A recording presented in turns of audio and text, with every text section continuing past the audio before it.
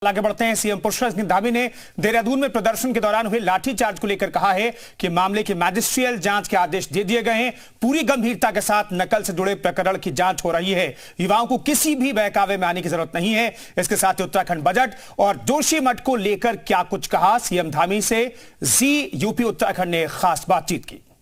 बीते 24 घंटे में राजधानी देहरादून में छात्रों का प्रदर्शन हुआ, पथराव हुआ, लाठीचार्ज हुआ और मुख्यमंत्री ने मामले की मजिस्ट्रियल जांच के आदेश भी दिए। खुद मुख्यमंत्री इस पूरे मामले को मॉनिटर भी कर रहे हैं। मेरे साथ प्रदेश के मुख्यमंत्री पुष्कर धामी जी हैं।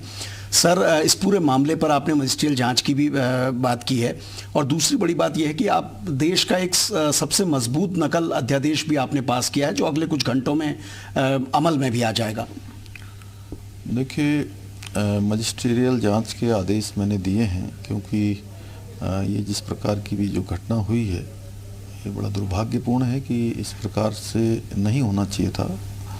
और हम चाहते हैं कि हमारे सभी जो भी छात्र हैं, छात्राएं हैं, बेटे बेटियां हैं जिनको परीक्षाओं में भाग लेना है, उनको किसी प्रकार की कोई शंका न रहे। उन सभी शंकाओं को हम लोग भविष्य के लिए पूरी तरह से पारदर्शी तरीके से परीक्षाएं हों, इसीलिए नकल का जो अध्यादेश है वो लेकर आए हैं। कल कैबिनेट होनी थी हमारी, आज कैबिनेट होनी थी, थोड़ा आगे बढ़ गई, इसलिए उसको विचलन से मैंने अनुमोदित कर दिया है और माननीय राज्यपाल महोदय को भेज दिया है। मैं समझता हूँ कि जल्दी से जल्दी उनका भी उसमें अनुमोदन प्राप्त हो जाएगा और वो प्राप्त होते ही अध्यादेश बन जाएगा और जो भी परीक्षाएं अब हो रही हैं वो सारी परीक्षाएं इस नकल अध्यादेश से आच्छादित होंगी।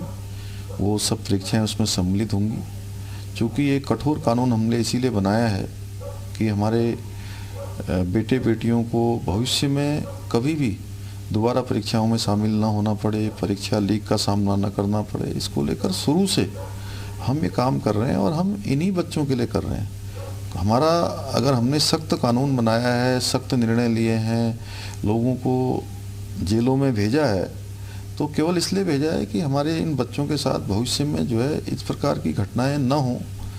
मैं समझ सकता हूं कि बार बार परीक्षाओं में बैठना, कई सालों से तैयारी करना, उसके बाद प्रश्न पत्र लीक हो जाते हैं, तो निश्चित रूप से मन पर भी और हर प्रकार से बहुत ख़राब प्रभाव पड़ता है और बच्चे उस मानसिक खराब स्थिति से गुजरते हैं। उनको भविष्य में ये नहीं होगा, इस प्रकार की खराब स्थिति से नहीं गुजरना पड़ेगा। मैं सभी बच्चों से भी अपील करता हूँ कि सारी परीक्षाएं हम तय समय पर करेंगे, जल्दी जल्दी करेंगे, उनका समय बर्बाद नहीं होगा। परीक्षाओं के रिजल्ट भी सही समय पर जल्दी जल्दी निकलेंगे और सभी बच्चे किसी के भी बहकावे में ना आएँ। कुछ लोग बच्चों को आगे करके अपने राजनीतिक एजेंडे को साध रहे हैं, वो कदापि बच्चों को, ऐसे लोगों को समझना चाहिए, उनके बहकावे में नहीं आना चाहिए और परीक्षा की तैयारी करनी चाहिए। सारी परीक्षाएं पारदर्शी तरीके से होंगी आगे। सर, क्योंकि ये अब बजट का समय नज़दीक आ रहा है, केंद्र के बजट के बाद हमारे बजट की तैयारियां इन दिनों शासन स्तर पे चल रही है, सरकार के स्तर पे चल रही है। एक कैसा बजट हम इस बार लेके आ रहे हैं जिसकी उम्मीद सबको आपसे है?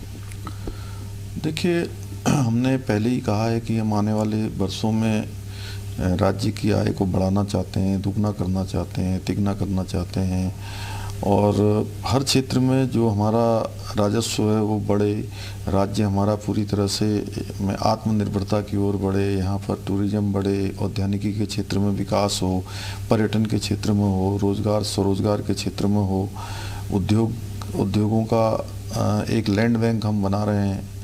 तो इसमें, इस बजट में हम इन सब प्रावधानों को तो करेंगे ही, इसके साथ साथ लोगों की भी राय प्री बजट करके लोगों से, स्टेक होल्डरों से, राज्य के लोगों से, अलग अलग समूह से हम बात करेंगे और उन बातों के आधार पर उनसे जो सुझाव आएंगे, जो उनकी अलग प्रकार की जो राज्य की ज़रूरतें होंगी वो आएंगी, उन सभी को हम सम्मिलित करेंगे उसमें और एक अच्छा बजट देंगे जो सभी के लिए समावेशी होगा।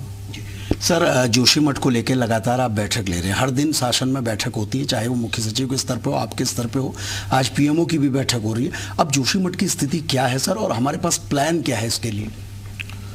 अब जोशीमठ को लेकर चूंकि एनडीएमए की टीम सभी संस्थाओं की रिपोर्ट लेकर एक रिपोर्ट बना रही है, उस रिपोर्ट के आधार पर जो लोगों को पुनर्वास करना है, उनको मुआवजा दिया जाना है, उस पर हम लोग अंतिम निर्णय लेंगे। देश का सबसे सशक्त नकल अध्यादेश उत्तराखंड में लागू होने जा रहा है। प्रदेश के मुख्यमंत्री ने कहा है, युवा धैर्य रखें। प्रदेश की सरकार नकल में शामिल गिरोहों का भंडाफोड़ भी कर रही है, उनके खिलाफ कार्रवाई भी कर रही है, लेकिन युवाओं को किसी के बहकावे में आने की जरूरत नहीं है। कैमरा पर्सन संदीप बड़ौला के साथ सुरेंद्र डसीला, जी मीडिया, देहरादून।